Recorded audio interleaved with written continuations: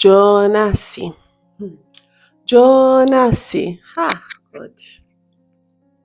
This week I have headache. I have headache. Anyway, I'm here to rant about this show called The Polygamist.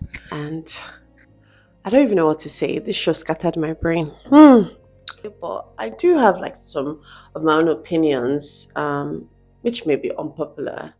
And one of the things that, does, come to mind is how I see men still going on all these podcasts and other things, still asking and saying things like, oh, men polygamous in nature. Oh, are women polygamous?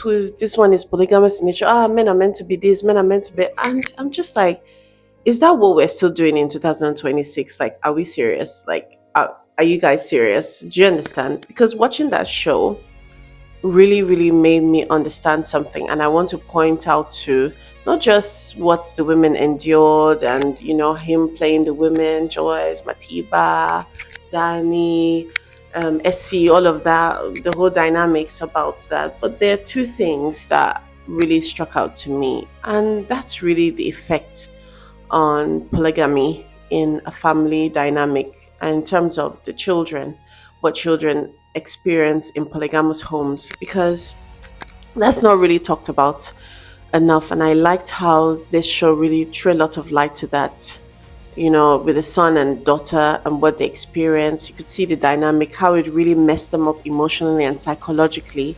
And that's a thing I want a lot of African men, or a lot of men who are still advocating or still talking about this, or still considering it. It's like, how are these, or this sort of thinking, or this type of pattern, how is it going to affect your family dynamics or your children? The long-term effects, the psychological damage. You can see with the son how he spiraled out, with the daughter how so much went with that kind of dynamic.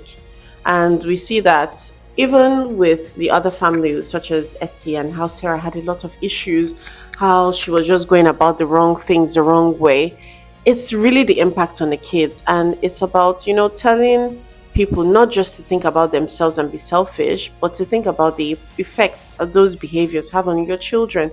These children didn't ask to be born. You gave birth to them. You understand, you have the responsibility to cater and raise those children in a wonderful home and give them all the love and support so that they grow up to be responsible, normal human beings. Something that we don't touch on a lot is how women can sometimes be enablers of toxic men. And I think there's something to be said, a point to be said there, especially in the case of